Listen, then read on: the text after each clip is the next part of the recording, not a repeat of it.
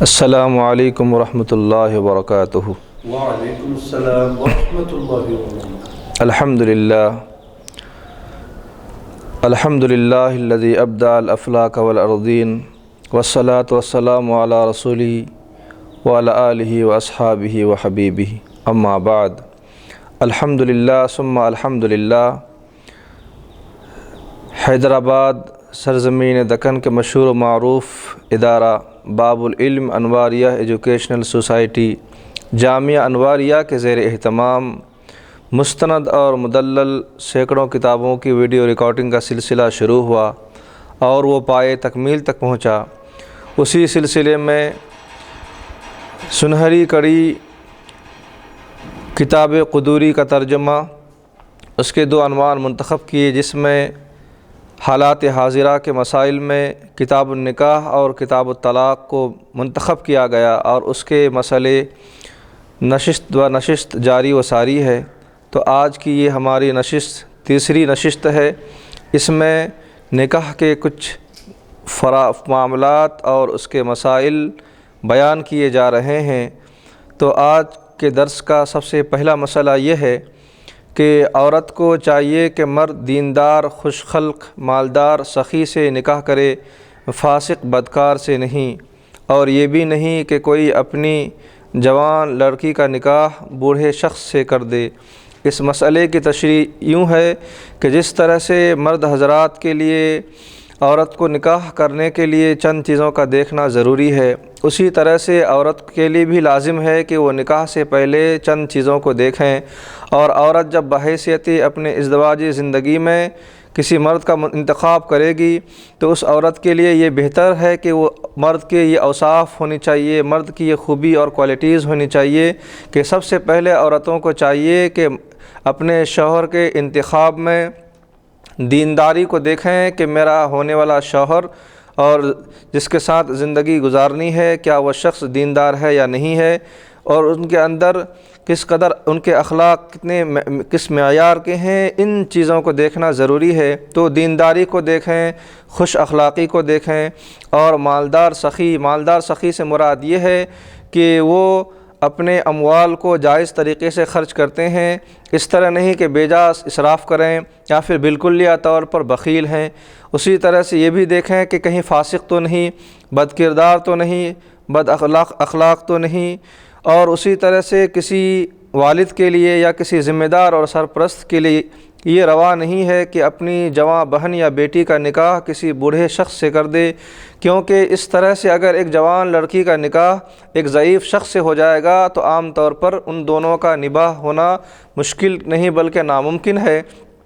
تو جوان لڑکی کا نباہ ہونا بوڑھے شخص سے یہ مشکل معاملہ ہے، بعد میں مسائل پیش آتے ہیں اور دشواریاں ہوتی ہے، لہذا یہ مناسب نہیں ہے کہ اپنی جوان لڑکی کا نکاح بوڑھے سے کر دے، کیونکہ یہ فطرت کے تقاضے بھی ہیں کہ عام طور پر عمر میں یا تو برابر ہو یا تو لڑکی چھوٹی ہو، یا تو اگر کچھ بڑی ہو تو چند سالوں کی بڑی ہو، بہت زیادہ عمروں کا تفاوت نہ ہو، کیونکہ اس کی وجہ سے زندگی میں اس کے اثرات ہوتے ہیں، لہذا بعد میں وہ مسائل بن جاتے ہیں۔ پھر اس کے بعد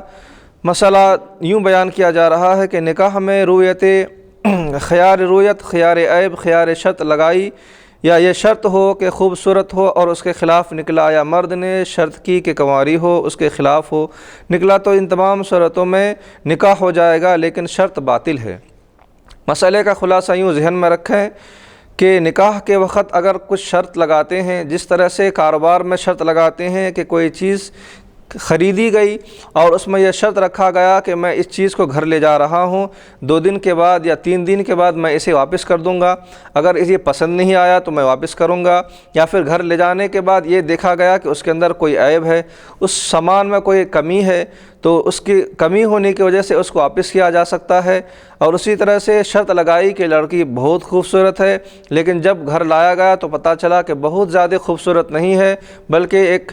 معمولاً خوبصورت ہے۔ اسی طرح سے شرط لگائی گئی کہ اگر عورت شہری ہے، بعد میں پتہ چلا کہ دیہاتی ہے، دیہات کی رہنے والی ہے، تو اس طرح کے اگر شرائط لگائے گئے اور ان شرائط کے خلاف اگر وہ معاملہ ہوا، ان شرائط میں اگر مکمل نہیں ہے کہ عورت کنواری ہے، کہا گیا کہ عورت کنواری ہے یعنی اس کا نکاح نہیں ہوا تھا یا اس کا بکر زائل نہیں ہوا تھا، اگر یہ شرط لگائی گئی لیکن نکاح کے بعد پتہ چلا کہ وہ کنواری نہیں بلکہ باکرہ نہیں بلکہ سیبہ ہے، شوہر دیدہ ہے، اس کا بکر زائل ہو چکا ہے، تو ان تمام صورتوں میں نکاح تو منعقد ہو جائے گا، لیکن جو شرط لگائی گئی تھی وہ شرط باطل ہے، اس شرط کا کوئی اعتبار نہیں ہوگا۔ اب مسئلے کی نوعیت یوں بیان کی جا رہی ہے کہ کسی نے لڑکی کے والد سے کہا کہ میں آپ کے پاس آیا تاکہ میں آپ کی لڑکی سے نکاح کروں، تو والد نے یعنی لڑکی کے والد نے کہا کہ میں اپنی لڑکی کا نکاح تجھ سے کر دیا۔ اب اس مقام پر نکاح تو ہو گیا، لیکن نکاح لڑکی کے والد نے جب نکاح کیا، نکاح کے لیے اپنی بیٹی کے نکاح کے لیے یہ الفاظ کہے کہ میں نے اپنی لڑکی کا نکاح تجھ سے کر دیا، تو یہ نکاح اس شخص سے ہوگا نہ کہ اس کے بیٹے سے ہوگا۔ اب اس کا بیٹا اس لڑکی کے لیے ہمیشہ کے لیے حرام ہو گیا، کیونکہ اب وہ اس کی ماں کے دائرے میں آ گئی ہے۔ تو مسئلے کے خلاصہ اس طرح ذہن میں رکھیں کہ ایک شخص دوسرے شخص کے پاس آیا اور اس نے کہا کہ آپ اپنی لڑکی کا نکاح میرے لڑکے سے کر دیں، تو لڑکی کے والد نے کہا کہ میں اپنی لڑکی کا نکاح تجھ سے کر دیا، تو اس الفاظ کے کہنے کی وجہ سے وہ نکاح اس شخص سے ہو گیا نہ کہ اس کے بیٹے سے ہوا، کیونکہ اس کا بیٹے کا تذکرہ ہی نہیں ہے یہاں قبول میں، تو لہٰذا اب اس شخص کا بیٹا اس کے لیے ہمیشہ کے لیے حرام ہو گیا، اب اس کو ماں کے دائرے میں وہ لڑکی آ چکی ہے۔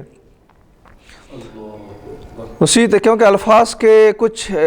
استعمال سے اس طرح کے معاملات ہوتے ہیں، عام طور پر کہ الفاظ کچھ سوال کسی ایجاب کسی اور شکل میں تھا، قبول کسی اور شکل میں ہوا، تو لہٰذا اب اس مقام پر وہ مسئلے کی نوعیت یوں ہی ہے کیونکہ الفاظ کے معاملات ہیں، کیونکہ نکاح وغیرہ کے الفاظ اس طرح سے ہونے چاہیے، کیونکہ یہ بہت نازک مسئلے ہوتے ہیں۔ اللہ کے نبی صلی اللہ علیہ وسلم فرماتے ہیں کہ 3 چیزیں ایسی ہیں جو اگر ہنسی مذاق سے بھی کیا جائے تو وہ واقع ہو جاتی ہے، اگر وہ عمدن کیا جائے تو بھی واقع ہو جاتی ہے، اور 3 چیزوں کا مسئلہ 3 چیزوں کی تفصیل یوں ہے کہ ثلاثۃ بجدہن جد وہزلہن جد، کہ 3 چیزیں ایسی ہے کہ جو مذاق سے بھی کیا جائے تو وہ واقع ہے اور عمدن بھی کیا جائے تو وہ واقع ہے، اور 3 چیزیں یہ ہے کہ نکاح اور طلاق اور آزادی، جس کو کہتے ہیں عتق۔ نکاح، طلاق، آزادی، یہ 3 چیزیں ایسی ہیں کہ جو مذاق سے بھی واقع ہو جاتی ہے اور عمدن بھی واقع ہو جاتی ہے۔ کوئی مذاق سے میں اگر کہا کہ میں نے نکاح کیا، ادھر سے جواب آیا لڑکی کا کہ میں نے تجھے قبول کیا، تو یہ مذاق کی صورت اگرچہ ہو، لیکن یہ مذاق کی صورت میں اسلام کے نقطہ نظر سے یہ نکاح واقع ہو جائے گا۔ یہ اسی طرح سے اگر کوئی مذاق میں طلاق دیا تو مذاق میں طلاق واقع ہو جاتی ہے، مذاق سے اگر کسی کو آزادی دی، عتق یعنی آزادی دی، تو وہ بھی آزادی حاصل ہو جائے گی۔ تو یہ 3 چیزیں ایسے ہیں کہ جس میں مذاق سے بھی واقع ہو جاتے ہیں اور عمدن بھی واقع ہو جاتے ہیں، جس نوعیت سے بھی کیا جائے اس نوعیت سے یہ تینوں چیزیں واقع ہو جاتی ہیں، کیونکہ اللہ کے نبی صلی اللہ علیہ وسلم نے اسی طرح ارشاد فرمایا ہے کہ 3 چیزیں مذاق سے بھی واقع ہوتی ہے اور عمدن بھی واقع ہو جاتی ہے۔ یعنی نکاح اگر دلگی میں بھی اگر کوئی شخص کرتے ہیں تو نکاح ہو جاتا ہے، مذاق سے بھی اگر کوئی شخص اپنی بیوی کو طلاق دیتا ہے تو وہ طلاق ہو جاتی ہے۔ اگر کوئی مذاق سے بھی میں نے تجھے آزاد کر دیا، یعنی وہاں پر غلام آزاد کرنا مراد ہے، جی ہاں، تو غلام بھی آزاد ہو جاتا ہے۔ یعنی 3 چیز ایسی ہیں جس میں نیت نہیں دیکھی جاتی ہے، خواہ وہ غصے کی حالت میں ہو یا خوشی کی حالت میں ہو۔ لیکن مفتی صاحب ایک سوال اس میں یہ تھا کہ خاص طور پہ اس ریکارڈنگ کے ذریعے میں اپنے عالم اسلام کے تمام مسلمان بھائی اور بہنوں سے یہ گزارش کرتا ہوں کہ بڑا اہم مسئلہ آپ نے جو ہے اس میں بیان فرمایا ہے، اس سے ہم کو تعلیم حاصل کرنی چاہیے۔ بے شک، یعنی جو شخص اپنی بیٹی یا پوتری، نواسی، بھتیجی یا بھانجی یا بہن یا کسی رشتہ دار یا دوست احباب بہن وغیرہ کی نکاح کی ذمہ داری اگر آپ کو دی گئی ہے، آپ ذمہ دار ہیں، آپ وکیل بنائے گئے ہیں، تو ان کی ذمہ داری یہ ہے کہ شرعی طور پر کیا بولنا چاہیے اور کیا نہیں بولنا چاہیے، نام لے کر اس طریقے سے کہ ذمہ داری، کیونکہ مجھے وکیل بنایا گیا ہے، مجھے ذمہ داری دی گئی ہے،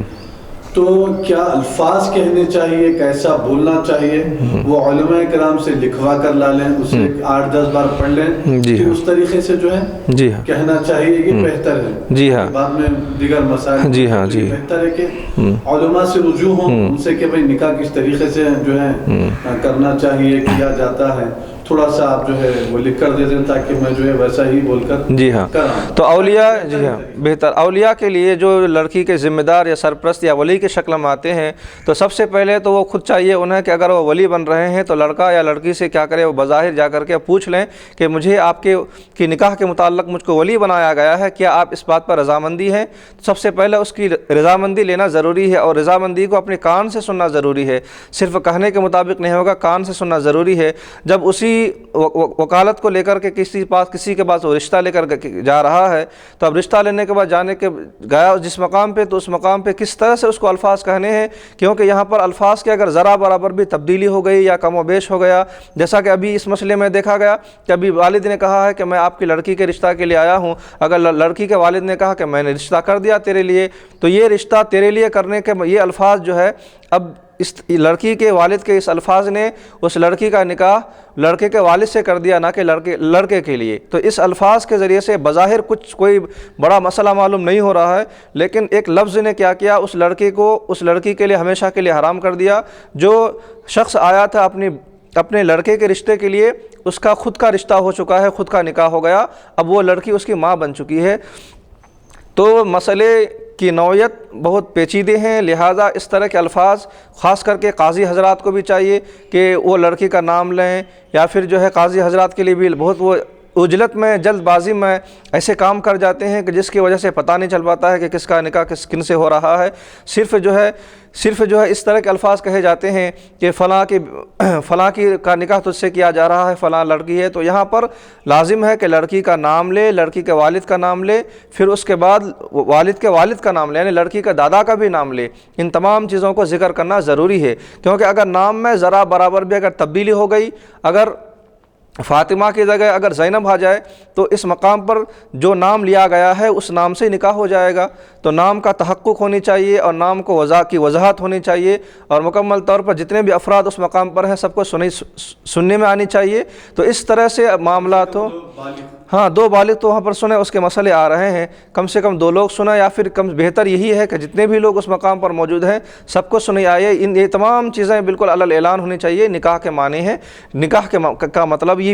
یہی ہے کہ علی الاعلان کام ہو، نکاح کے لیے اعلان ضروری ہے، جیسا کہ حدیث شریف میں کہا گیا ہے کہ اعلنوا النکاح وضربوهم بالضفوف، کہ نکاح علی الاعلان ہونے چاہیے۔ بسا اوقات یہ بھی دیکھا جا رہا ہے کہ تمام لوگ کھانے پینے مشغول ہیں، چند لوگ بیٹھے ہوئے ہیں اور چند لوگوں کے درمیان نکاح ہو رہا، اگرچہ کہ شرعاً یہ چیز درست ہے، لیکن جتنے بھی افراد اس مقام پر آئے ہیں نکاح واقع ہو جاتا ہے، لیکن بہتر صورت کیا ہے کہ تمام لوگ اپنے کانوں سے سنیں، تمام لوگوں کو پتہ چلے کہ فلاں فلاں کا رشتہ ہو چکا ہے۔ ایک بڑی برکت کی محفل ہوتی ہے اور بڑی رحمت کی محفل ہوتی ہے، اس برکت و رحمت سے لوگ محروم ہو جاتے ہیں۔ تو عام طور پر یہ اہتمام ہو کہ زیادہ سے زیادہ لوگ اس چیز کو سنیں اور زیادہ سے زیادہ لوگ ان دونوں کے معاملات کو اپنے زیر سماعت میں لائے، ان کو پتہ چل جائے۔ یوں ہی آنے کے بعد پتہ چل ہی جاتا ہے، لیکن اپنے کانوں سے سننا کچھ اور ہے اور اپنے آنکھوں سے دیکھنا کچھ اور ہے اور لوگوں کے کانوں سے سننا کچھ اور ہے۔ تو زیادہ سے زیادہ کوشش یہ ہونی چاہیے کہ تمام لوگ سنیں اور تمام حاضرین کے سامنے یہ تمام چیزیں ہو، تو یہ بہتر ہے اور یہ مناسب ہے۔ اب اس کے بعد شرائط نکاح بیان کیے جا رہے ہیں کہ نکاح کے لیے کن کن چیزوں کا شرط ہونا ضروری ہے۔ تو سب سے پہلے شرائط نکاح میں یہ ہے کہ لڑکا عاقل ہونا یا لڑکی عاقل ہونا۔ مجنون یا ناسمجھ بچے نے نکاح کیا تو نکاح منعقد نہ ہوگا، یعنی نکاح کے لیے عقل شرط ہے۔ اسی طرح سے مجنون یا ناسمجھ بچے نے نکاح کیا تو نکاح منعقد نہ ہوگا۔ اگر پاگل نے نکاح کیا یا پھر جو ہے ناسمجھ بچے نے نکاح کیا ہے تو نکاح منعقد نہیں ہوگا، نکاح نہیں ہوگا، نکاح کا ایجاب و قبول ہی نہیں ہوگا، نکاح کا معاملات ہی اس مقام پر متعین نہیں ہوگا۔ لہٰذا بچے کے نکاح کے متعلق جب بات یوں آئی تو بچے کے اگر سرپرست اگر ایک لڑکا ایک لڑکی ہے اور دونوں نابالغ ہیں، چھوٹے ہیں، تو ان دونوں کا نکاح ان کے سرپرست حضرات کر سکتے ہیں، اور ان دونوں کا نکاح اس طرح کر سکتے ہیں کہ ان کے بڑے یعنی ان کے سرپرست، ان کے جو زیر کفالت ہیں، وہ ولی جو ہے دونوں ولی مل کر کے آپس میں ان دونوں کا نکاح کر سکتے ہیں، ان دونوں کے متعلق بات چیت کر سکتے ہیں، اگرچہ کہ بچے نابالغ ہیں، لیکن بالغ ہونے کے بعد ان دونوں کا اختیار رہے گا کہ بالغ ہونے کے بعد جب وہ دونوں بڑے ہو جائیں گے تو ان دونوں سے کہا جائے گا کہ ہم نے تم دونوں کا نکاح کیا ہے، پھر اس کے بعد ایجاب و قبول ہو۔ اس کے بعد یعنی وہ دونوں جب بڑے ہو جائیں گے، لڑکا یا لڑکی، ابھی تک تو ناسمجھ تھے کہ اس وقت بچے تھے، اس وقت ان کے سرپرستوں نے باہمی رضامندی سے دونوں کا نکاح کر دیا تھا، لیکن جب بڑے ہو جائیں گے تو بڑے ہونے کے بعد ان دونوں سے کہا جائے گا کہ تم دونوں کا نکاح بچپن میں ہو چکا تھا، اب کیا ارادہ ہے؟ اس کے بعد وہ دونوں اگر رضامندی کرتے ہیں تو نکاح صحیح ہے، اگر رضامندی نہیں ہے تو پھر نکاح ٹوٹ جائے گا۔ تو ولی کی رضامندی سے بچپن کا نکاح درست ہے، چھوٹے بچوں کا نکاح درست ہے۔ تو نکاح کے لیے ایک ضروری شے ہے کہ شرط ہے کہ عاقل ہونا، یعنی صاحب عقل ہونا۔ عاقل اسے کہتے ہیں جو صحیح اور غلط کی تمیز ہو، اسے عاقل کہا جاتا ہے۔ جو بالغ سے 1-2 سال پہلے کی عمر ہے، یعنی اگر کوئی شخص 12 سال میں بالغ ہو رہا ہے تو 10 سال کی عمر میں یا 9 سال کی عمر میں عاقل ہو جاتا ہے، یعنی صحیح اور غلط کی تمیز اسے حاصل ہو جاتی ہے۔ نابالغ اگر سمجھدار ہے تو نکاح منعقد ہوگا، مگر ولی کی اجازت پر موقوف رہے گا۔ جیسا کہ ابھی مسئلہ بیان کیا گیا کہ اگر نابالغ کا نکاح بھی صحیح ہے، لیکن نابالغ سے مراد یہ ہے کہ وہ سمجھدار ہو، وہ صاحب سمجھ ہو۔ نابالغ ہے لیکن سمجھدار ہے کہ نکاح کے معاملات کچھ سمجھ رہا ہے، کچھ اس میں ذمہ داری ہے، تو ان کے نکاح بھی درست ہے، لیکن شرط یہ ہے کہ یہاں پر ولی کی اجازت پر موقوف رہے گا کہ ولی کا اجازت لینا اس مقام پر ضروری ہے۔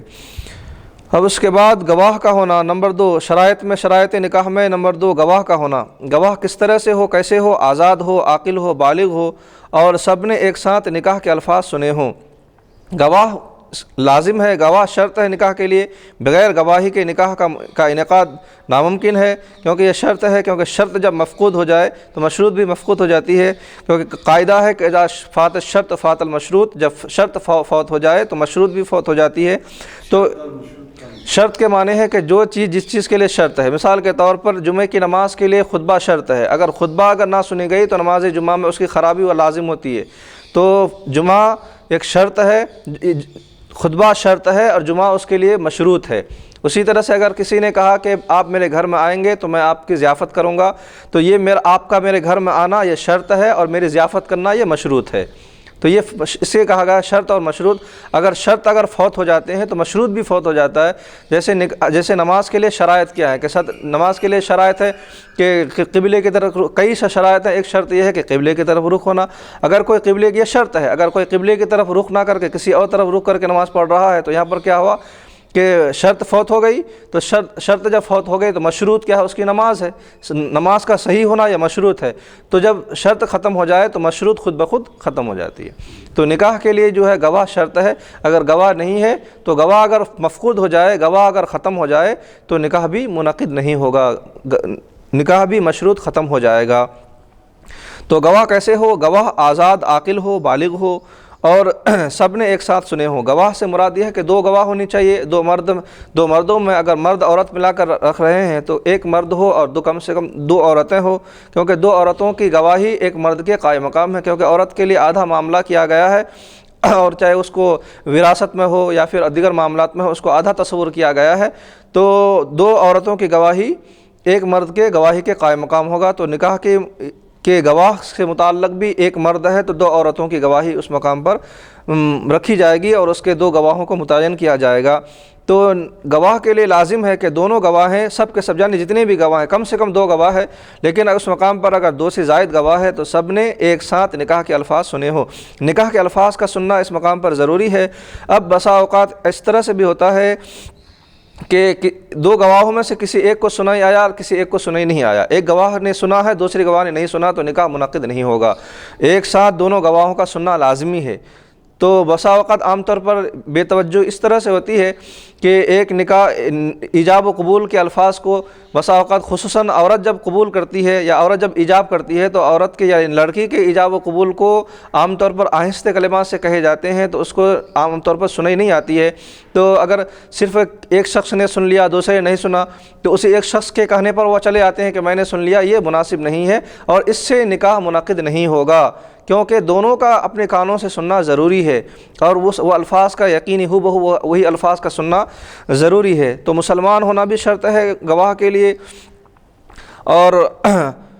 عورت کا گواہ ہو تو عورت بھی مسلمان ہو، مرد اگر گواہ ہے تو مرد بھی مسلمان ہو۔ اگر کتابیہ سے نکاح ہو تو ذمی کافر بھی گواہ ہو سکتی ہے۔ اب کتابیہ سے مراد اہل کتاب میں ایسے ہیں جیسے یہود و نصارہ ہے، کہ وہ لوگ ایسے ہیں کہ یہ لوگ ایسے ہیں کہ جو نبی پر ایمان رکھتے ہیں اور وہ کتابوں پر ایمان رکھتے ہیں۔ یہی وجہ ہے کہ فقہا نے فرمایا ہے کہ اہل کتاب یعنی یہود و نصارہ واقعتاً اگر حقیقی طور پر اگر وہ لوگ کتاب پر یقین رکھتے ہیں اور نبی پر ایمان رکھتے ہیں تو ان کا ذبیحہ بھی حلال ہے اور ان کی عورتوں سے نکاح کرنا بھی حلال ہے۔ اپنی لڑکی کو یعنی کوئی مسلمان اپنی لڑکی یہود و نصارہ کو نہیں دے سکتا ہے، یہود و نصارہ کے مرد کو نہیں دے سکتا ہے، لیکن ان کی لڑکی سے نکاح کر سکتا ہے اگر وہ لوگ اہل کتاب ہیں اور نبی پر اور کتاب پر ایمان رکھتے ہیں تو ان کی لڑکیوں سے نکاح کرنا درست ہے۔ تو اہل کتاب یعنی اہل کتاب سے اور عورتوں سے نکاح کرنا درست ہے، تو ان کی گواہی بھی یعنی ان کو گواہ بنانا بھی درست ہے۔ ذمہ کافر بھی گواہ ہو سکتے ہیں۔ ذمہ کافر سے مراد ایسے شخص جو دارالاسلام میں ٹیکس دے کر کے رہتے ہیں، ان کا معاملہ بھی مسلمانوں کی طرح معاملہ ہے، اگرچہ کہ وہ کافر ہیں لیکن ان کے ساتھ برتاؤ مسلمانوں کی طرح کیا جائے گا، کیونکہ وہ ٹیکس دے کر کے خراج دے کر کے اپنی امن کو وہ محفوظ رکھتے ہیں۔ ان کے ساتھ اگر کوئی زیادتی کرے تو اس کا بدلہ لیا جائے گا۔ تو گواہوں کا ہونا ضروری ہے اور دونوں گواہ بھی مسلمان ہو۔ اگر مجلس نکاح میں سمجھدار بچے یا غلام ہوں، ان کے علاوہ اور لوگ بھی ہوں، اور بچہ بڑا ہو گیا یا غلام آزاد ہو گیا اور وہ گواہی دی تو ان کی گواہی معتبر ہے۔ مسئلہ یوں بیان کیا جا رہا ہے کہ ایک مجلس نکاح ہے جہاں پر بہت سے لوگ جمع ہیں، لیکن ان بہت سے لوگوں میں ایک بچہ ہے جو سمجھدار ہے یا ایک غلام ہے، کیونکہ غلام کی بھی گواہی معتبر نہیں ہے، کیونکہ گواہ کے لیے ولایت ضروری ہے، اور غلام خود اپنا ولی نہیں ہے بلکہ اس کے کوئی اور سرپرست ہے، کوئی اور اس کا ولی ہے۔ تو ایجاب و قبول کو بچے نے سنا اور اسی طرح سے غلام نے سنا، لیکن اس مقام پر کوئی بالغ لوگ بھی ہیں اور کئی لوگ بھی ہیں، اس مقام پر اس کو اور لوگوں نے سنا ہے، لیکن جب کئی سالوں کے بعد چند سالوں کے بعد گواہی کی ضرورت پیش آئی، تو اب گواہی کی ضرورت جب پیش آ رہی ہے تو اس مقام پر گواہی دینے کے لیے وہ بچے آئے، بچے کو بلایا یا پھر غلام کو بلایا، کیونکہ یہ بچے اور غلام جب نکاح ہو رہا تھا تو اس وقت یہ دونوں بچے تھے اور غلام تھے، یہ دونوں بچے اور غلام تھے، لیکن اس کے بعد جب اور بہت سے لوگ تھے تو بہت سے لوگوں کے سننے کی وجہ سے تو نکاح منعقد ہو گیا تھا، لیکن جب گواہی کے لیے بلایا گیا کسی معاملے میں تو یہ بچے اور غلام آئے۔ اب بچے اور غلام اب اس وقت جب نکاح ہو رہا تھا اس وقت یہ لوگ بچے اور غلام تھے، لیکن اب یہ بچہ بڑا ہو چکا ہے اور غلام آزاد ہو چکا ہے، تو ان دونوں کی گواہی کو قبول کر لیا جائے گا کہ وہ دونوں اس طرح سے کہیں گے کہ جس وقت ان دونوں کا نکاح ہو رہا تھا اس وقت بہت سے لوگ اس مقام پر موجود تھے اور بہت سے مسلمانوں نے ان کی ایجاب و قبول کو سنا تھا، تو بعد میں ان دونوں کی گواہی بھی معتبر ہوگی۔ اب اس کے بعد گواہی کے لیے صرف عورت اور خنثی یعنی جو مذکر نہ ہو اور مؤنث بھی نہ ہو، خنثی کی گواہی سے نکاح نہ ہوگا کہ صرف ایک عورت ہے یا دو عورت ہے یا خنثی ہے، یا صرف عورتیں ہی ہیں، چار عورتیں ہیں یا پھر خنثی ہے، ان کی گواہی سے نکاح منعقد نہیں ہوگا جب تک کہ دو میں سے کوئی مرد نہ ہو۔ مفتی صاحب خنثی کا مطلب خنثی جسے کہا جاتا ہے کہ نہ مذکر ہے نہ مؤنث ہے، مذکر اور مؤنث ہے، نہ عورت ہے نہ مرد ہے، عورت اور مرد کے بیچ میں جو ایک شخص ہے اسے کہا جاتا ہے خنثی، جس کو مخنث کہتے ہیں، جس کے عادت و اطوار الگ عجیب و غریب ہوتے ہیں تو اسے خنثی کہا گیا ہے۔ تو اس کے مسائل ہیں اور اس کے معاملات بھی ہیں، ایک ہے خنثی، ایک ہے خنثی مشکل ہے، یعنی خنثی مشکل کا بھی نکاح نہیں ہو سکتا اور خنثی کا بھی نکاح نہیں ہو سکتا، خنثی بھی نکاح نہیں کر سکتا، یعنی نکاح ہونے کے لیے تعین ضروری ہے کہ یہ مرد ہے یا عورت ہے، نکاح کے لیے لازم ہے کہ یا تو اس کا تعین ہو جانا، اس کے لیے متعین ہو جانا ہے کہ یہ مرد ہے یا عورت ہے۔ اگر کسی کے اندر دونوں علامتیں ہیں کہ مرد کی بھی علامت ہے عورت کی بھی علامت ہے، جسے خنثی مشکل کہا جاتا ہے، خنثی مشکل جس کا تعین مشکل ہو کہ آخر یہ مرد ہے یا عورت ہے، تو اس کے لیے مسئلہ یہ ہے کہ اس کا نکاح نہیں ہو سکتا، اور نہ اس کی گواہی ہو سکتی ہے۔ اب اس کے معاملات ہیں کہ جب وہ اس کے ساتھ کس طرح سے معاملہ کریں گے، جب وہ انتقال کر جائے تو کیا اس کو مردوں کی طرح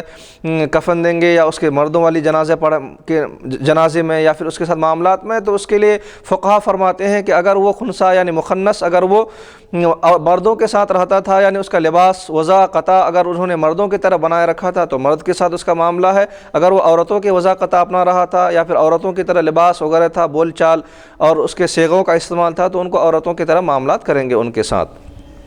تو خنثی یعنی مخنث کا بھی جو نہ تو عورت ہوتے ہیں نہ مرد ہوتے ہیں، نہ ان کا نکاح ہو سکتا ہے اور نہ ان کی گواہی لی جا سکتی ہے کہ جب تک کہ دو میں کوئی مرد نہ ہو اس وقت تک نکاح منعقد نہیں ہوگا۔ اسی طرح سے سوتے ہوئے کے سامنے ایجاب و قبول ہوا تو نکاح نہ ہوگا۔ کچھ لوگ سو رہے تھے، ان سونے والوں کے پاس آ کر کے کسی نے ایجاب و قبول کیا، یعنی نکاح کے محفل کی سجائی اور نکاح کے محفل کو سجانے کے بعد انہوں نے اس مقام پر ایجاب اور قبول کیا، تو اس طرح سے سوتے ہوں کے سامنے ایجاب و قبول کرنا نکاح نہیں ہوگا۔ یوں ہی اگر اس کے بعد اگر گواہ بہرے ہوں، الفاظ نہ سنیں تو نکاح نہیں ہوگا۔ اگر گواہوں میں سے گواہ ایسے ہیں کہ جو بہرے ہیں، جسے سنائی نہیں آتی ہے، سنائی کم آتی ہے یا سنائی نہیں آتی ہے، تو اس کا بھی گواہ، اس کے لیے بھی گواہی ہونا وہ متعین نہیں ہوگا، اور اس کی گواہی سے بھی، اس کے سننے سے بھی، ایسے گواہ سے بھی نکاح منعقد نہیں ہوگا، کیونکہ وہ شخص بہرا ہے۔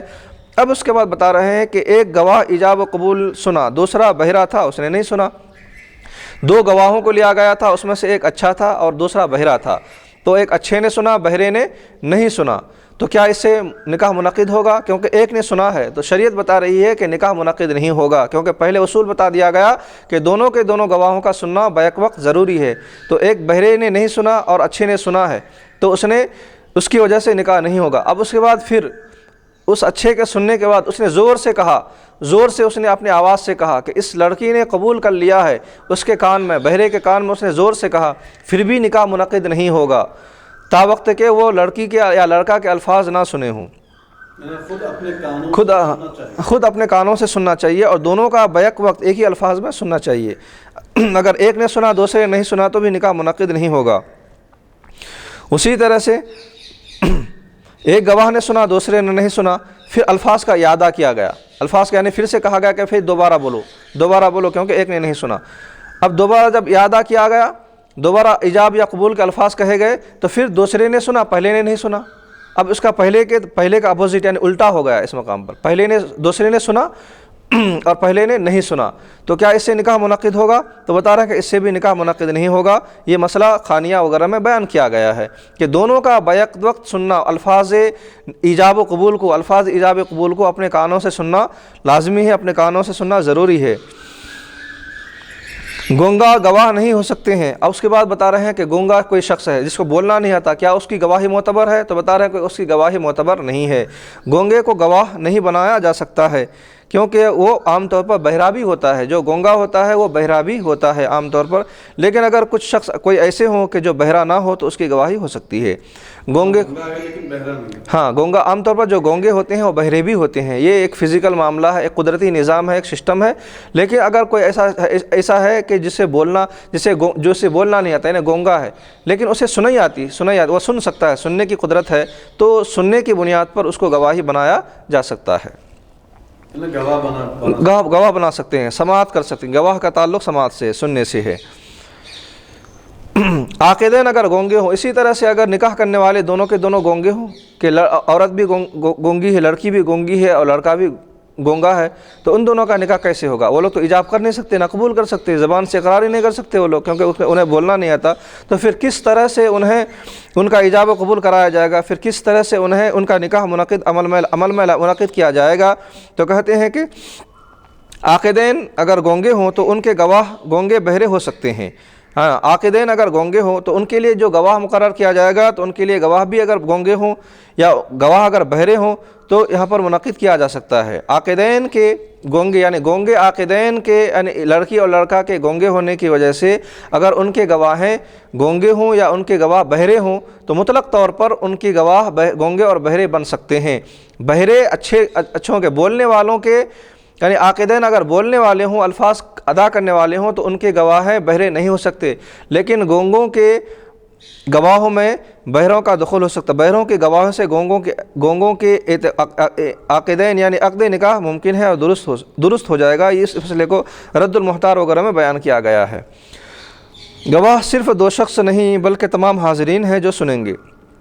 ہاں، البتہ اس کے بعد جو مسئلہ اوپر بیان کیا جائے، گونگے عاقدین اپنا ایجاب و قبول کس طرح سے کریں گے؟ تو شریعت بتا رہی ہے کہ عاقدین اگر گونگے ہیں تو وہ لوگ اشارے سے ایجاب و قبول کریں گے، جو ان کے مخصوص اشارے ہوتے ہیں، کیونکہ ان کے خود مخصوص اشارے ہوتے ہیں، تو وہ لوگ اشاروں سے کیا کریں گے؟ ایجاب و قبول اپنائیں گے، کہ اشاروں سے وہ کہیں گے کہ ہاں میں نے قبول کیا، اس نے ایجاب کیا، میں نے قبول کیا، دوسرے نے کہے گا کہ ہاں میں نے بھی اس کو قبول کیا، تو وہ اشاروں سے وہ کلمات ادا کریں گے۔ اب اس کے بعد مفتی صاحب، یہ جو اشاروں سے وہ کلمات ادا کریں گے، تو یہ اشارہ کیسا ہونا چاہیے، کس طرح ہونا چاہیے؟ کیا یہ शरीयत इस्लामिया में बयान किया गया है या बताया गया है, या फिर वो खाजियों को जो है वो मसाइल मालूम है कि गूंगा और गूंगी जी हाँ का जो है इशारा कैसा होना चाहिए निकाह के लिए, जी हाँ क्या ये खाजियों को पता होता है? जी हाँ बिल्कुल, शरीयत मुतहरा में कोई भी किसी भी चीज़ को आमतौर पर मख्फी नहीं रखी गई है, तो मख्फी छुपा के नहीं रखा गया है, अलल ऐलान उसको ज़ाहिर कर दिया गया है हर एक के मामलात को। तो उसी तरह से गोंगा और गोंगी है तो उन्हें इशारा बतलाया जाएगा कि अगर वो इशारे नहीं जानते हैं तो उनको बताया जाएगा इशारों से कि तुम्हें इस तरह से कबूल करना है और या इस तरह से तुम्हें ईजाब करना है कि उस शख्स को, उस ज़ात को अपने लिए नफ़ा हासिल करना है। तो उसके एक इशारे होते हैं, मखसूस इशारे होते हैं, उन मखसूस इशारों को मखसूस इशारों के ज़रिए उन्हें इल्म देना होगा कि तुम इस तरह से अपने आप को कबूल करो। उसी तरह से भी लड़की से भी कहा जाएगा तुम अपने मखसूस इशारों में तुम्हें अपने आप को किसी चीज़ के लिए कबूल करो। तो अपनी मिल्कियत में इशारे शरीयत बता रही है कि निकाह के मामलात को इशारों से इस तरह से कबूल किया जाएगा कि उन्हें बताया जाएगा कि हर वो चीज़ कि जो अपनी मिल्कियत में लेते हैं, अपनी मिल्कियत में यानी अपने आप के लिए नफ़ा के लिए ले लेते हैं, उसको किस तरह से आप कबूल करेंगे कि वो चीज़ आपके लिए हासिल हो जाएगी, वो चीज़ हमेशा आपके लिए हासिल हो जाएगी, वो आपके ज़ेर ताबे रहेंगी। ये कलम है, मैं इसे किस तरह से लूँगा कि ये मेरा हो जाएगा। तो अपनी मिल्कियत में जिस चीज़ को लेने के लिए जो इशारे मुकर्रर हैं, उसी इशारे से उनको समझाया जाएगा कि इस तरह से इशारा करो ताकि तुम्हारी मिल्कियत में ये चीज़ आ जाए, तुम्हारे कब्ज़े में ये चीज़ आ जाए। तो ऐसे इशारे उन्हें बताने पड़ेंगे उनको, सिर्फ हाथ हिला देना वगैरह काफ़ी नहीं है। तो अब उसके बाद बताया जा रहा है कि गवाह सिर्फ दो शख्स नहीं बल्कि तमाम हाज़रीन हैं जो गवाह जो सुनते हैं। अमूमन दो गवाहों को तहरीरी तौर पर लिखा जाता है, लेकिन जितने भी लोग उस मकाम पर हैं सभी लोग गवाह हैं उस मकाम पर। अगर कोई ये कहे कि मैं गवाह नहीं हूँ, फ़लाँ गवाह है, तो ये दुरुस्त नहीं है। वो तो तहरीरी तौर पर एक गवाह है जो मामलात के जो बशरी तकाज़े हैं, जो इख्तलाफात वगैरह होते हैं, कुछ ज़रूरतें पड़ जाती है, इस वजह से गवाह को का तहरीरी तौर पर लाया गया। लेकिन आमतौर पर जितने भी अफराद हैं वहाँ पर सब लोग गवाह की हैसियत रखते हैं। मुफ्ती साहब, इसमें एक सवाल ये है जी हाँ कि तहरीरी तौर पर जिन गवाहों के नाम जी हाँ निकाहनामा की हुकूक होती है, उसमें जो काज़ी साहब लिखते हैं या जो नामे लिखे जाते हैं जी, तो उनमें से अगर कोई एक मुकर जाए, मतलब बिलफर्ज कुछ आपस में कुछ झगड़ा हो जाए, तनाज़ा पैदा हो जाए, मियाँ और बीवी के निकाह मुनक्किद होने में या शादी होने के बारे में कोई ऐसा एक मसाइल कुछ पैदा हो जाए और फिर कोर्ट में जो है ये केस चला जाए और फिर जज जो है पूछे बोला कि भाई गवाह कौन है, जबकि दो गवाह हैं, उनमें से अगर दो गवाहों में से अगर कोई एक शख्स जो है इनकार कर देता है, तो ऐसी सूरत में क्या शरीयत में ये निकाह बाकी रहेगा या नहीं रहेगा? जबकि दिगर हाजिरीन मजलिस तो सुने हैं, लेकिन तहरीर में जो है सिर्फ दो ही लोगों को लिया गया, गवाह में तहरीर में दो ही लोगों को जो है लिया जाता है। लेकिन कुछ ऐसा मसला पेश आ जाता है जिसको मैं यानी सवाल के अंदाज में सही तरीके से मैं आपके सामने सवाल अर्ज नहीं कर रहा हूँ, लेकिन जो है कल को अगर कोई ऐसे पेचीदा मसाइल है और ये केस जो है जज के सामने चला जाए और एक गवाह जो है साफ इनकार कर रहा है कि उस वक्त मैं नहीं था और ये जो दस्तखत की गई है ये मेरी नहीं है, जबकि वो दस्तखत भी जारी करता है उसको। तो शरीयत में इसका क्या हुक्म है? कोर्ट एक अलग चीज़ है, जी हाँ, शरीयत में इसका क्या हुक्म है? सबसे पहली बात तो यह है कि एक मुसलमान के लिए गवाही को छुपाना यह तो हराम है। हर मुसलमान को सबसे पहले ये बात होनी चाहिए, गवाही एक अहम शय है और गवाही का छुपाना ये शरीयत में हराम है कि शहादत ज़ूर यानी झूठी गवाही जहाँ नहीं देना है वहीं सच्ची गवाही देना है। ये एक अमानत है, उसकी एक हिफाजत है। तो किसके हुकूक ज़ाय हो रहे हैं इसकी वजह से, किसके मामला, किसी की ज़िंदगी ख़राब हो रही है, तो इस तरह से अपने ज़ाती मुखासमत के लिए किसी के ज़िंदगी में दरार पैदा करना, इसके लिए शरीयत मुतहरा में सख्त वईदें हैं और सख्त ममानियत है और उसके लिए सज़ाओं का उसके लिए वईद है। तो ऐसे शख्स को पनाह मांगनी चाहिए ऐसे अमल से। तो बहरहाल लेकिन जब उसने इस तरह का अमल कर ही दिया है तो शरीयत मुतहरा में उसका निकाह बरकरार रहेगा, लेकिन अगरचे कि कोर्ट अपने तौर पर फ़ैसला करेगी, लेकिन शरीयत में उसका निकाह बाकी रहेगा, क्योंकि जिस वक्त निकाह हुआ था उस वक्त उसने गवाही को कबूल किया था, लेकिन बाद में उसने इनकार कर दिया तो उसका एतबार नहीं होगा, क्योंकि उसकी गवाही का इनकार करने की वजह से उसकी ज़िंदगी, उनके निकाह को नहीं तोड़ा जा सकता है। تو اسی وجہ سے ان دونوں کا نکاح برقرار رہے گا۔ اب اس کے بعد کورٹ کو یا قاضی کو جو مصلحتاً جو حکمتاً جو فیصلے کرنے ہیں وہ فیصلے قاضی اپنے حساب سے اپنے قانون کے حساب سے وہ فیصلے کریں گے، لیکن شریعت میں ان دونوں کا نکاح برقرار ہی رہے گا۔ اگرچہ کہ وہ قاضی جو ہے دونوں میں فیصلہ کر کے نکاح کو توڑوا دے، ہاں قاضی جو مصلحتاً جو سمجھیں گے وہ فیصلہ کریں گے، وہ قاضی کے اوپر ہے دونوں کے۔ تب بھی قاضی کے نکاح فسخ کرنے سے، نکاح ختم کرنے سے بھی نکاح نہیں ٹوٹے گا، وہ نکاح شریعت میں باقی رہے گا۔ نہیں، قاضی نے اگر نکاح کو فسخ کیا ہے تو ان دونوں میں میاں بیوی شوہر بیوی کو بھی نکاح فسخ ہونا۔ قاضی نکاح فسخ کب کرے گا؟ جب وہ دونوں جب آپس میں دستبردار ہوں گے۔ نکاح فسخ کیسے ہوگا؟ اگر کوئی قاضی یہ کہے کہ میں نے نکاح فسخ کر دیا تمہارا، تو نکاح فسخ نہیں ہوگا اس کی وجہ سے۔ اس کے لیے لازم ہے کہ عورت مرد یعنی لڑکا لڑکی بھی وہ آپس میں کہے کہ ہاں ہم دونوں جدا ہو رہے ہیں، آپ نے کہا ہے تو لہٰذا آپ کے کہنے پر ہم دونوں جدا ہو رہے ہیں، تو ان دونوں کو بھی یہ کلمات کہنے ضروری ہیں۔ صرف قاضی کے کہہ دینے سے کافی نہیں ہے، ان دونوں کا بھی معاملات ہونا چاہیے، ان دونوں کی بھی رضامندی ہونی چاہیے۔ آگے مسائل آنے والے ہیں انشاءاللہ۔ جی ہاں، آگے مسائل، ہاں بعض صورت ایسی ہیں جو قاضی کے فسخ کرنے سے نکاح منعقد ہو جاتا ہے۔ مثال کے طور پر کوئی لڑکا ہے اور اس نے نکاح کر لیا، اور نکاح کرنے کے بعد لڑکی کی طرف کوئی توجہ نہیں ہے، نہ نفقہ دے رہا ہے، نہ خرچہ دے رہا ہے، نہ اپنے پاس بلا رہا ہے، اپنی دنیا میں وہ مست ہے، لیکن لڑکی اسی طرح سے زندگی گزار رہی ہے اسی انتظار میں۔ تو اب لڑکی کے لیے نہ تو وہ طلاق دے رہا ہے، نہ تو لڑکی کو وہ نان و نفقہ دے رہا ہے، خرچہ دے رہا ہے۔ تو ایسی صورت میں بتایا گیا کہ مسلک مالکیہ میں ایسی صورت میں یا مسلک شوافیہ میں یہ طریقہ ہے کہ قاضی ان دونوں کا نکاح فسخ کر دے۔ یہ ایک اہم مسئلہ ہے حالات حاضرہ میں، کیونکہ آپ بھی دیکھ رہے ہیں، ہم بھی دیکھ رہے ہیں کہ آج کے زمانے میں بہت سے لوگ ایسے ہیں جس نے نکاح تو کر لیا، لیکن نکاح کرنے کے بعد اس لڑکی کی طرف کوئی توجہ نہیں ہے، اپنی بیوی سے قطع تعلق کیے ہوئے ہیں، اور باہر گئے ہیں تو اسی مقام پر 10 سال سے زندگی گزار رہے ہیں، 15 سال ہو گئے، ایک زمانہ گزر گیا، لیکن لڑکی کی طرف کوئی توجہ نہیں ہے، اپنے بیوی کی طرف کوئی توجہ نہیں ہے۔ تو اب اس صورت میں اس لڑکی کا کیا بنے گا؟ وہ نکاح بھی نہیں کر سکتی ہے کیونکہ اس کا طلاق نہیں ہوا ہے، اور اس کو خرچ بھی نہیں مل رہا ہے، تو پھر کس طرح سے اس لڑکی کا معاملہ ہوگا؟ تو اب یہاں پر شریعت میں یہ اس طرح کا مسئلے بتایا گیا کہ شواف قاضی کے پاس جائیں، اور شاف قاضی یہ کہے گا کہ میں اس لڑکے کا نکاح اور تمہارے درمیان جو نکاح ہوا تھا میں تم دونوں کے نکاح کو فسخ کرتا ہوں۔ تو اس مقام پر اگر قاضی نے دونوں کے نکاح کو فسخ کیا ہے تو پھر اس کے بعد وہ لڑکی کسی اور سے نکاح کر سکتی ہے۔ تو اس مقام پر قاضی کے نکاح کے فسخ کرنے سے نکاح فسخ ہو جائے گا، نکاح ٹوٹ جائے گا۔ تو اس کی ایک شکل یہ بھی ہے۔ تو جو لوگ اس سلسلے میں جو ہے انتظار میں ہے، یا پھر جو لوگ اس انتظار میں ہے کہ وہ لڑکا آئے گا یا تو طلاق دے گا، یا تو کوئی اور صورت نکلے گی، یا تو وہ اپنا لے گا، یا تو خرچہ دے گا، تو اگر ان تمام صورتوں میں کوئی بھی صورت نہ بنے تو اس کے لیے یہی ایک طریقہ ہے کہ قاضی کے پاس جائیں، اور قاضی ان دونوں کا نکاح فسخ کرے گا بغیر لڑکے کی رضامندی کے، کیونکہ لڑکا طلاق بھی نہیں دینا چاہ رہا ہے، خرچہ بھی نہیں دینا چاہ رہا ہے، اپنانا بھی نہیں چاہ رہا ہے۔ تو اب کریں گے تو کریں گے کیا؟ تو یہاں پر جو ہے وہ لڑکی والے قاضی کے پاس جائیں اور کہیں کہ ایسے حالات ہیں ہمارے، تو قاضی اپنے مصلحت سے ان دونوں کے درمیان نکاح کو فسخ کر دیں گے، اور اس کے قاضی کے فسخ کرنے سے نکاح ختم ہو جائے گا۔ پھر اس کے بعد وہ لڑکی کسی اور سے نکاح کر سکتی ہے، ہاں عدت گزارنے کے بعد۔ لیکن مسئلہ یہ یوں بھی ہے یہ کہ قاضی جو ہے شوافی ہونی چاہیے۔ احناف کے پاس اس کے متعلق کوئی مسئلے نہیں ہے۔ احناف نے کہا کہ لڑکا یا تو طلاق دینا یا تو خلا لینا، طلاق یا خلا، اس کے علاوہ کوئی شکل نہیں ہے۔ لیکن شوافی نے کہا ہے یا تو انتقال ہو جانا، ہاں انتقال ہونے کے بعد تو کوئی مسئلہ ہی نہیں ہے کہ بظاہر لڑکا موجود ہے، کہ شوہر موجود ہے، نہ تو وہ طلاق دے رہا ہے، نہ تو خلا دے رہا ہے، نہ تو آزاد کر رہا ہے۔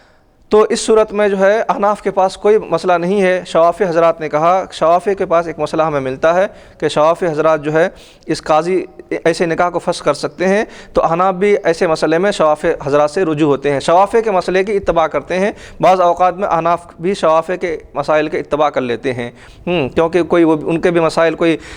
باطل نہیں ہے، ان کے بھی مسائل کوئی غلط نہیں ہے، بلکہ وہ بھی شریعت کے دائرے میں ہے۔ ہمارے پاس اگر گنجائش، ہمارے پاس تو بہت گنجائش ہے، لیکن بسا اوقات جیسا کہ اگر بحالت مجبوری میں، ہاں جیسا کہ یہ لوگ یہاں سے، ہاں جیسا کہ لوگ حج و عمرہ کے لیے جاتے ہیں، وہاں کا امام شافعی ہوتے ہیں تو ان کے پیچھے اقتداء کرتے ہیں، لیکن عام حالت میں شافعی کے پیچھے اقتداء کرنا بہتر نہیں ہے۔ شافعی امام کے اقتداء میں نماز پڑھنا بہتر نہیں ہے، کیونکہ ان کے مسائل الگ ہیں، ہمارے مسائل الگ ہیں۔ تو لیکن جب حج و عمرہ کے لیے جاتے ہیں وہاں پر ہم شافعی امام کی اتباع کرتے ہیں، اقتداء کرتے ہیں۔ تو بعض اوقات دیگر ائمہ کے بھی مسائل کا مسائل کو اخذ کیا جائے گا، ان کے مسلک کو بھی اپنایا جائے گا، اس کے کوئی قباحت کوئی حرج نہیں ہے۔ لیکن صاحب کیا آپ کے موجودہ زمانے میں یہاں پر اسلامی حکومت نہیں ہے؟ جی ہاں، اسلامی مملکت نہیں ہے، تو اب یہ جو ہمارے پاس جو قاضیوں کو حکومت کی طرف سے جی ہاں، جو مسلمان قاضی ہی کو جو ہے مقرر کیا گیا ہے جی حکومت ہند نے، یہاں کی گورنمنٹ مسلم نہیں ہے، غیر مسلم ہے، نان مسلم گورنمنٹ ہے، لیکن قاضیوں کو مقرر کیا ہے وہ مسلمان ہیں، جی ہاں، تو کیا مسلمان قاضیوں کے پاس جبکہ اسلامی گورنمنٹ، اسلامی مملکت، اسلامی حکومت نہیں ہے، تو کیا یہ عام قاضیوں کو بھی اس کا اختیار؟ نہیں، عام قاضی کو نہیں ہے اس کا اختیار، ایک ہے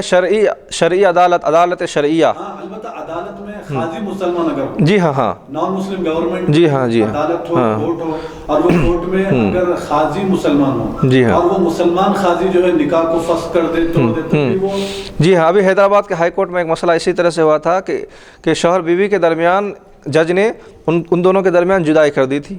تو یہ مسئلہ جو ہے جامعہ نظامیہ کے مفتی صاحب کے پاس پہنچا، تو جامعہ نظامیہ کے مفتی صاحب نے فرمایا، تحریر دی کہ قاضی کے یعنی جج کے فسخ کرنے سے نکاح فسخ نہیں ہوا۔ اس کے بعد وہ لوگ رجوع ہوئے کہ بھائی کورٹ کی بات جو ہے ہمارے مفتیان اکرام نہیں مان رہے ہیں، پھر کیسا ہوگا مسئلہ؟ تو مفتی صاحب نے یہ فرمایا کہ ہمارے مسئلے میں اسلام میں یہ جائز نہیں ہے کہ غیر مسلم قاضی یعنی غیر مسلم جج فیصلہ کرے، اگر یہ فیصلہ اگر کوئی مسلمان جج کرتا یا یہ فیصلہ اگر کوئی مسلمان قاضی کرتا تو یہ فیصلہ صحیح ہو جاتا، یعنی کورٹ کے اندر یا پھر کوئی عدالت شرعیہ میں وہ تحریر کروا لے، تحریر کروانے کے بعد وہ کورٹ کی کارروائی کرے، لیکن عدالت شریعہ کون سی عدالت شریعہ؟ عدالت شرعیہ سے مراد یہ ہے کہ جو گورنمنٹ جسے مطلب ہندوستان میں گورنمنٹ نے کہا ہے کہ آپ اپنے مسائل کو اپنے شرعی حدود میں رہ کر کے اپنے شریعت کے مطابق آپ کو حل کر سکتے ہیں۔ اچھا، اس کی اگر اجازت دے دی جائے ہاں تو پھر بجائے جج کے یہ قاضیاں بھی جو ہے نکاح کو فسخ کر سکتے ہیں؟ ہاں، لیکن عام قاضی نہیں ہے، ہاں حکومت اجازت دیتی ہے جس کے پاس پرمیشن ہونا، اس کے لیے ایک بہت بڑی جماعت ہے، اس کے لیے ایک بڑے مسائل ہوتے ہیں، اس کے لیے بے شمار لوگ کام کرتے ہیں، اس میں ایک صدر ہوتے ہیں، ایک باضابطہ طور پر ایک ادارہ ہے، وہ اس ادارے میں جو بڑے مفتی ہیں وہی اس مسئلے کی نوعیت کو لے کر کے کام کرتے ہیں، کوئی چلتے پھرتے کوئی شخص اس چیز کو فسخ نہیں کر سکتا کہ میں بھی قاضی ہوں میں بھی فسخ کر دیتا ہوں، ایسا نہیں ہو سکتا۔ البتہ میں ایک مسئلہ یہ جاننا چاہتا ہوں مفتی صاحب اس میں کہ اگر انڈین گورنمنٹ جی ہاں یا جیسا کہ یہ تلنگانہ جی ہاں حیدرآباد دکن تلنگانہ کی جو گورنمنٹ ہے حکومت ہے وہ حکومت یعنی قاضیوں کا مفتیوں کا ایک ڈپارٹمنٹ ہے، جی ہاں ان ڈپارٹمنٹ کو اجازت دیتی ہے، اب کورٹ کو نہیں، اب یہ ذمہ داری کورٹ سے اٹھا لی گئی، جی ہاں یا نہیں تو کورٹ کو بھی اجازت دی گئی، جو مسلمان جو جج ہیں وہ لوگوں کو بھی جو ہے حکومت اجازت دیتی ہے کہ بھائی وہ لوگوں کو، اور اسلامی خزانت کی جو کمیٹی ہے، سوسائٹی ہے، آرگنائزیشن ہے، تنظیم ہے، تحریک ہے، ان کو گورنمنٹ یہ اجازت دیتی ہے کہ بھائی آپ نکاح اسلام میں جو آپ کے میاں بیوی کے جو جھگڑے ہیں نکاح اور طلاق خلا وغیرہ کے یہ مسائل کے اختیارات ہم آپ کو دے رہے ہیں، دونوں کو بھی دے رہے ہیں، دو طرف بھی آ کے آپ جو ہے رجوع کر کے اپنے معاملات کو درست کروا سکتے ہیں شریعت کے دائرے میں رہتے ہوئے، اسلام جو آپ کو اجازت دے رہا ہے،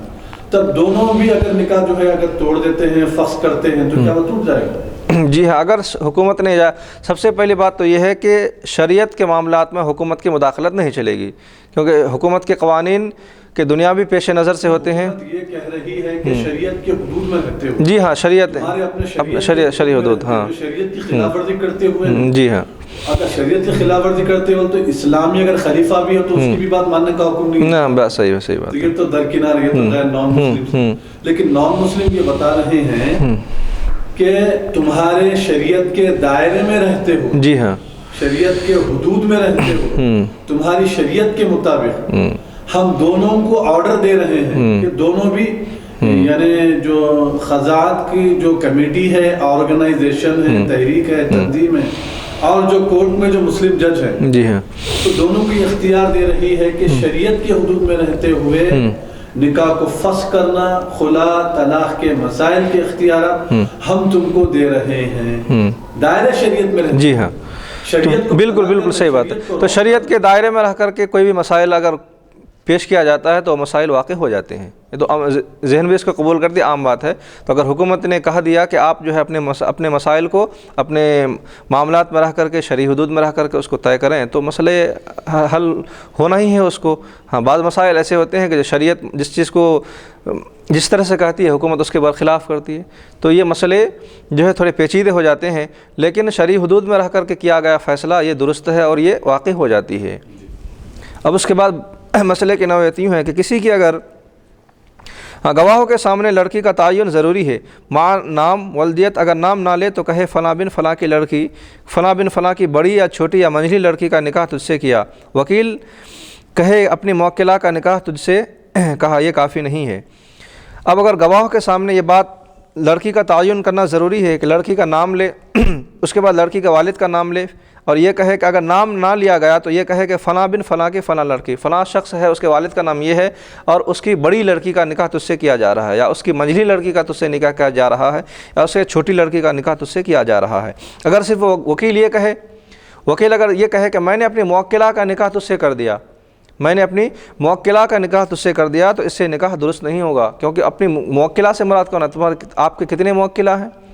آپ کو کتنے لوگوں نے اجازت دیا؟ مجھے کیا پتا وہ کون ہے، کیونکہ یہاں پر مجہول ہے، بات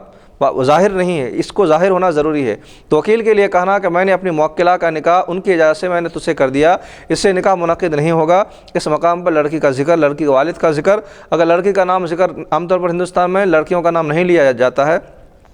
تو لڑکی کا والد کا نام لے اور یہ کہے کہ فلاں کی بڑی لڑکی، فلاں بن فلاں کی بڑی لڑکی یا منجھلی لڑکی یا چھوٹی لڑکی. اگر نام لینے میں حرج بھی نہیں؟ ہاں، نام لینے میں کوئی حرج نہیں ہے، کیونکہ عام طور پر ہندوستان ہاں بہتر ہے، شریعت تو بتا رہی ہے کہ نام لے ان کا، لیکن لڑکی کے ساتھ ساتھ لڑکی کا والد کا نام لینا ضروری ہے، اور ساتھ ساتھ والد کے والد کا، یعنی مطلب لڑکی کے دادا کا نام لینا بھی چاہیے، بہتر ہے. ہاں، اگر وکیل نے موکلہ کے والد کا نام غلط لیا تو نکاح نہ ہوگا. موکلہ یعنی جس نے اس کو وکالت کے لیے ذمہ داری دی تھی، تو ان کے علاوہ ان کے والد کے جگہ کسی دوسرے کا نام لے لیا، غلطی سے اگر دوسرے والد کی جگہ غلطی سے کسی دوسرے کا نام آ گیا تو نکاح منعقد نہیں ہوگا. کیونکہ نکاح کے مسائل ایسے باریک ہوتے ہیں کہ اس میں ذرا برابر بھی غلطی بھی جو ہے، کیونکہ آپ جیسا کہ ابھی آپ سے کہا گیا کہ اگر کوئی غلطی سے بھی طلاق دے تو طلاق واقع ہو جائے گی، اسی طرح سے اگر وکیل نے موکلہ کے والد کا نام غلط لیا تو نکاح منعقد نہیں ہوگا. اگر لڑکی کا نام غلط لیا تو لڑکی کا نام غلط لیا لیکن اس میں تعین ہے تو اس سے نکاح ہو جائے گا. کسی کی 2 لڑکیاں ہیں، بڑی کا نکاح ہونا تھا، چھوٹی کا نام لے لیا تو چھوٹی کا نکاح ہوگا.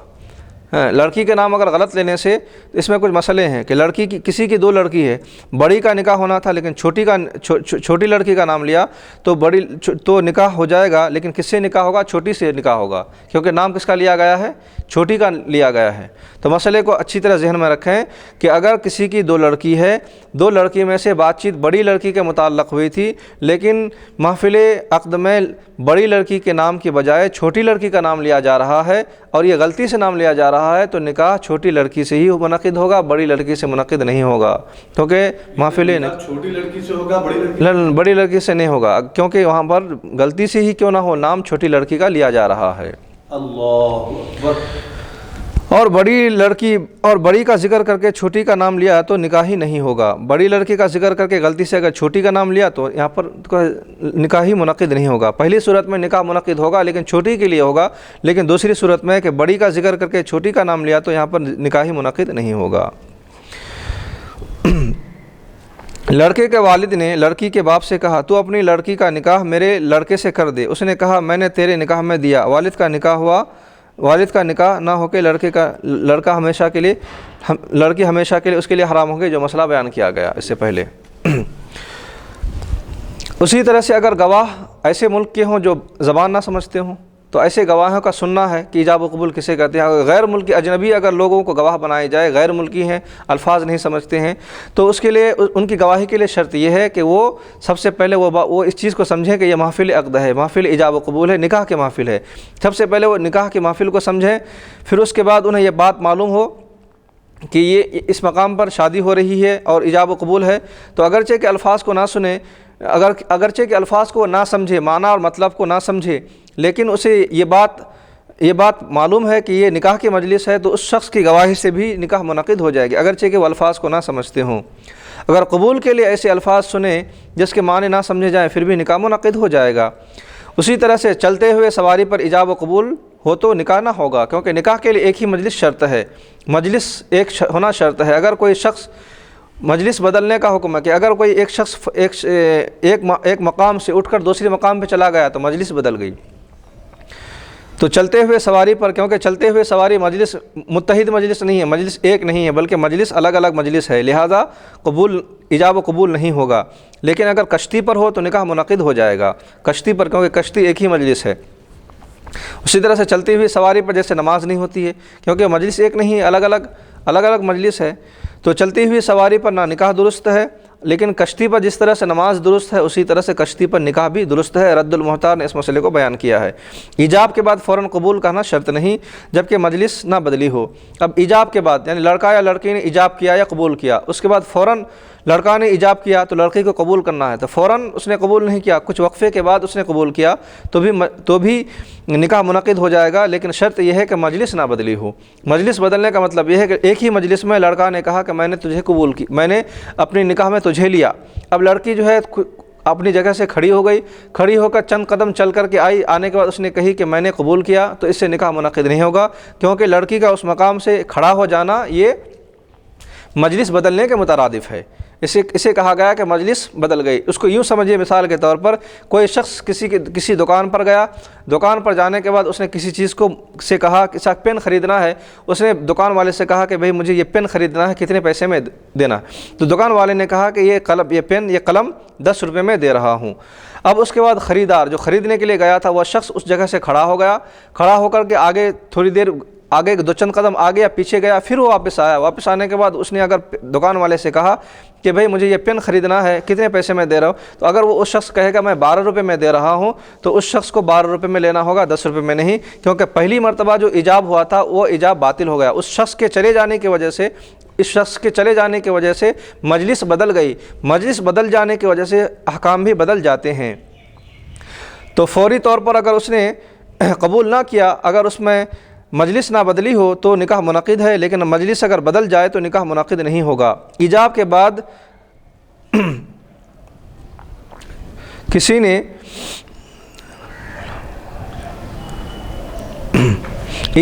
دلہا نے سکوت کیا یا کسی نے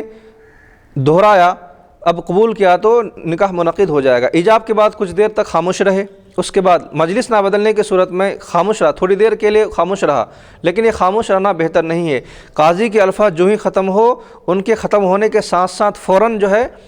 الفاظ شروع ہو جانے چاہیے، یا پھر ایجاب کا یا پھر قبول کا۔ بسا اوقات عام طور پر لڑکیوں کے بعد جب قاضی حضرات جاتے ہیں نکاح کے لیے تو اپنی بات کو یعنی اپنے پورے معاملات کو ان کے سامنے رکھتے ہیں۔ لڑکی کچھ دیر کے بعد یعنی 5 6 10 سیکنڈ کے بعد لڑکی قبول کرتی ہے، یہ یا 2-4 منٹ کے یا 2-4 منٹ کے بعد، یہ تو بہت بڑا وقفہ ہے، کیا پتہ لڑکی جو ہے مجلس بدل جائے وہاں پر، مجلس میں پھر وہاں سے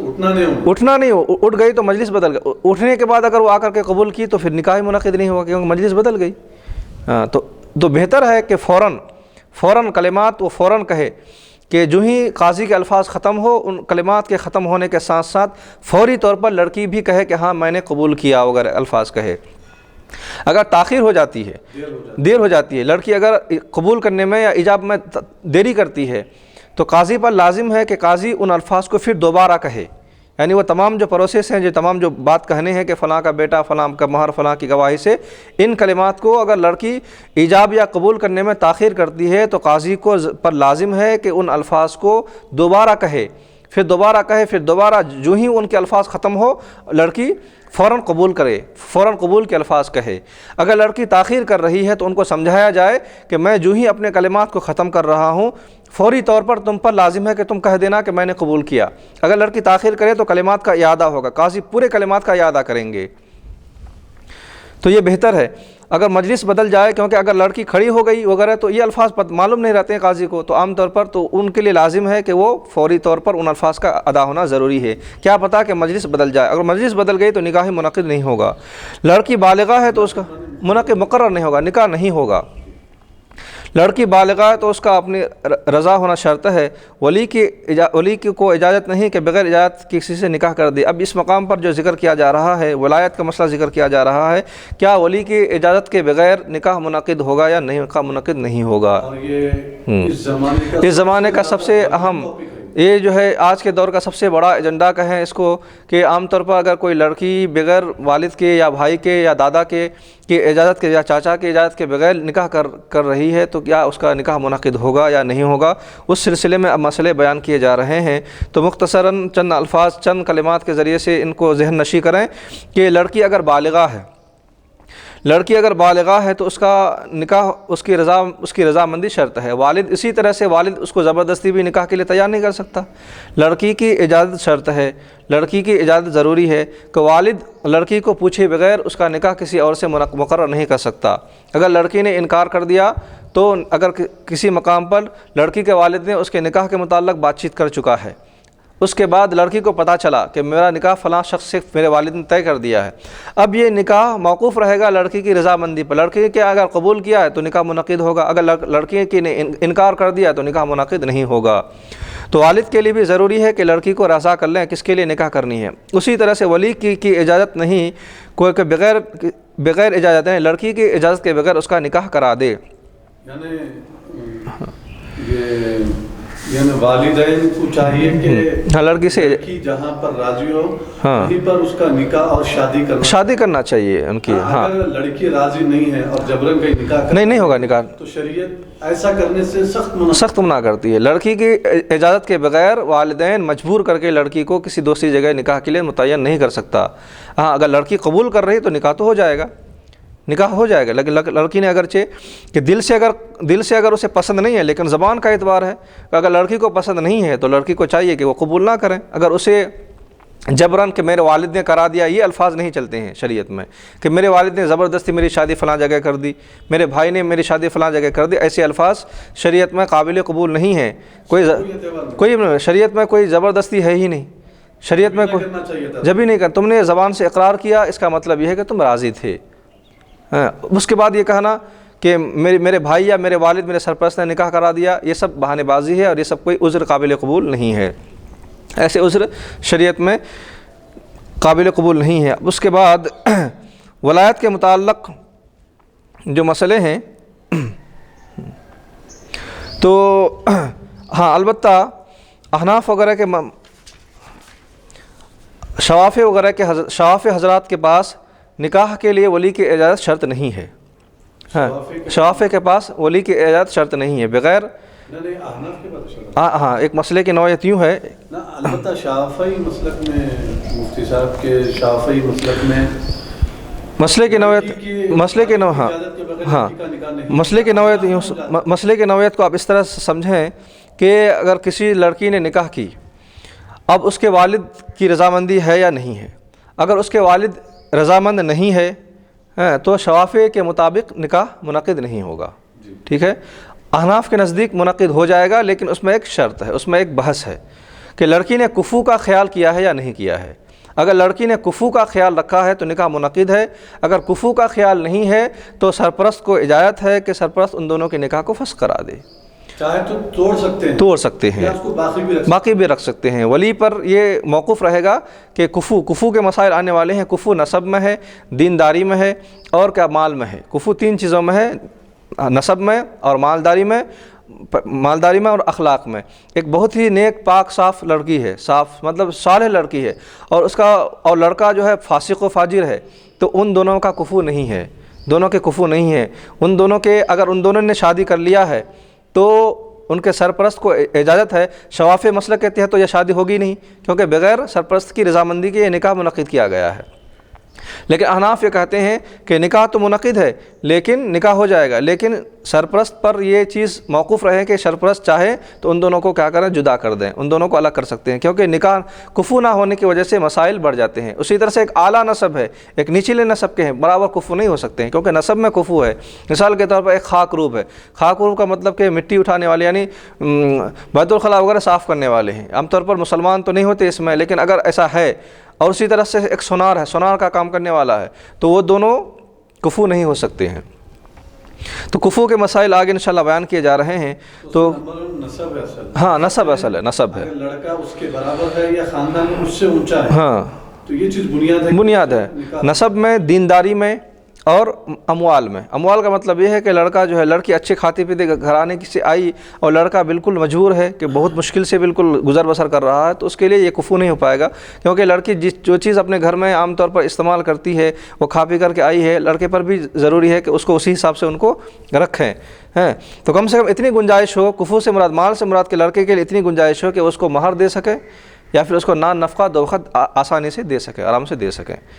تو یہ کفو میں آ جائے گا. اسی طرح سے عالم ہے، علم والا ہے، تو عالم کسی کے لیے بھی کفو بن سکتے ہیں. اسی طرح سے عرب غیر عرب کے لیے کفو نہیں ہو سکتے ہیں، لیکن اگر علم والے ہیں، اہل علم ہیں، تو کفو ہو سکتے ہیں. تو کفو میں نسب ہے، دینداری ہے اور اموال وغیرہ ہیں، اس کے مسائل ہیں. تو کفو کا خیال رکھنا ضروری ہے. تو احناف نے کہا کہ ولی کی اجازت کے بغیر بھی نکاح لڑکی کا درست ہو جائے گا، لیکن اگر کفو سے، کفو یعنی برابری نہیں، کفو کا مطلب برابری، کفو کا خیال نہیں رکھا گیا ہے تو ولی دونوں کے نکاح کو فسخ کر سکتے ہیں، دونوں کے نکاح کو وہ باطل کر سکتے ہیں. تو کفو کا خیال رکھنا ولی کے لیے بھی ضروری ہے کہ نکاح جہاں پر بھی ہو تو برابری کو دیکھیں، کفو کا بھی ذرا خیال کر لیں. اب اس کے بعد دو مسائل بیان کیے جائیں گے انشاءاللہ تعالی. مہر کے متعلق مسائل بیان کیے جائیں گے کہ مہر کس مقدار میں ہونی چاہیے، کیسے ہونی چاہیے. تو آج کے اس درس کو یہیں پر موقوف کیا جا رہا ہے. پروردگار عالم سے دعا ہے کہ پروردگار عالم ہم سب کو تیرے حبیب پاک صلی اللہ علیہ وسلم کے بتائے ہوئے راستے پر چلنے کی توفیق اور رفیق عطا فرمائے. ہم سب کو حق کہنے، حق سننے اور حق پر عمل کرنے کی توفیق عطا فرمائے. وصلی اللہ تعالی علی خیر خلقہ محمد وعلی آلہ وصحبہ اجمعین والحمد للہ رب العالمین.